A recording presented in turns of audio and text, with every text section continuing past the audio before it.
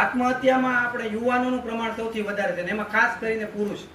તો આજકાલ મને યાદ આવે કે આજનો યુવાન, આપણા દેશનો, ભારત દેશનો યુવાન કેવો હોવો જોઈએ. તો આપણા દેશનો યુવાન શહીદ વીર ભગતસિંહ, રાજગુરુ, સુખદેવ, મહારાણા પ્રતાપ, શિવાજી, ડોક્ટર બાબા સાહેબ આંબેડકર તથા સ્વામી વિવેકાનંદ, એપીજે અબ્દુલ કલામ સાહેબ વગેરે મહાનુભાવો જેવો યુવાન હોવો જોઈએ.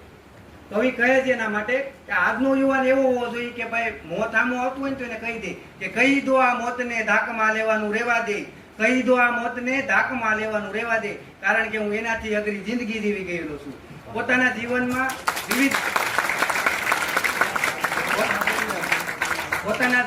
વિવિધ દુઃખો આવતા હોય, દુઃખ ઉપર દુઃખ આવતું હોય, જિંદગી પણ એને મજા લેતી હોય, ફિરકી લેતી હોય, ત્યારે વ્યક્તિ પોતાની જિંદગીને પણ કહી દે કે જિંદગી તારાથી હું થાક્યો નથી, તું જો થાકી જાય ને તો કહેજે મને, કે તારાથી હું થાક્યો નથી, તું જો થાકી જાય ને તો કહેજે મને. આવી ભાવના વાળો હોવો જોઈએ. રાષ્ટ્રનું નિર્માણ થાય, આપણે ભારત દેશને આગળ લાવીએ એવા વિચારો વાળો હોવો જોઈએ. કેળવણી વડે રાષ્ટ્ર નિર્માણની ભાવના વાળો વિદ્યાર્થી હોવો જોઈએ. પણ નહીં, આ કવિની વાતને છે ને નકારતા આજનો સમય એમ કહે છે કે આજનો યુવાન માનસિક બીમારીઓનો ભોગી છે. નાની નાની બાબતોમાં આત્મહત્યા કરે છે, નશીલા પદાર્થોનું સેવન કરે છે, મોબાઈલનો ગુલામ છે, ઓનલાઈન બેટિંગ જેવી એપ્સમાં ઇન્વેસ્ટ કરે છે અને એની માયાજાળમાં ફસાયેલો છે. તો શું આ આપણા દેશનો યુવાન હોવો જોઈએ? આ આપણા દેશનો યુવાન હોવો જોઈએ? ત્યારે મને એક વાત યાદ આવે છે કે કાન ખજૂરો હોય એનો એક પગ કપાઈ જાય તો એને કદાચ એની ગતિમાં કઈ ફેર ન પડે, પણ જો ઘણા પગ કપાઈ જાય તો આગળ તે વધી નથી શકતો, એની ગતિમાં અવરોધ આવે છે. એવી જ રીતે આપણે ભારતને વિકસિત બનાવવું તથા ભારતને ટોચના સ્થાનમાં લઈ જવા માટે આપણે પાયાના પથ્થર છીએ. આપણે બધા યુવાનો પાયાના પથ્થર છીએ. તો શું આપણે એક પછી એક યુવાનો હવે ખરાબ બાબતોમાં, નાની નાની બાબતોમાં આત્મહત્યા કરતો રહે અને ધીમે ધીમે યુવાનોની સંખ્યા ઘટતી રહે, તો શું આ યોગ્ય છે?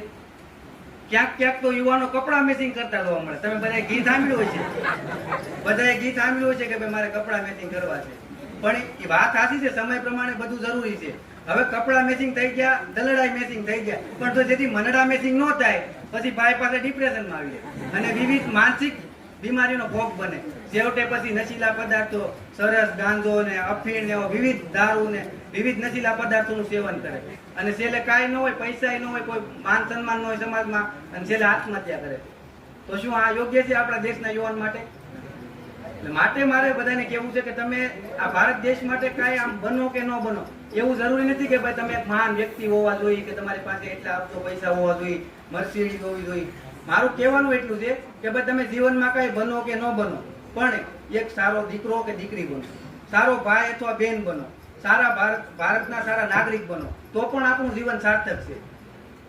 અંતે મારી વાતને વિરામ આપતા એક पंक्ति के सलाह सूचन को जे मानो दे ये कही અને મારી વાતને વિરામ આપું કે यात्रीगण कृपया ध्यान दे, इस संसार में आने वाले सभी यात्रियों की रिटर्न टिकट कंफर्म है और कैंसलेशन का कोई चांस नहीं है, तो कृपया करके इस आनंद का मजा ले. अस्तु. भारत माता की जय.